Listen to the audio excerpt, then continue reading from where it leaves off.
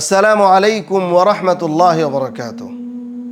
ফরজ নামাজের সালাম ফিরানোর পর আমরা কি আমল করব এবং কিভাবে আমল করা সুন্নত, কোন দোয়াগুলো করা সুন্নত, এগুলো আমাদের জানা প্রয়োজন।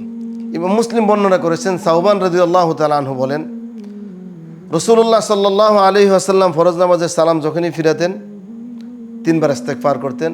আস্তাগফিরুল্লাহ আস্তাগফিরুল্লাহ আস্তাগফিরুল্লাহ, আল্লাহুম্মা আনতাস সালাম ওয়া মিনকাস সালাম, তাবারাকতা ইয়া যাল জালালি ওয়াল ইকরাম, অথবা তাবারাকতা যাল জালালি ওয়াল ইকরাম।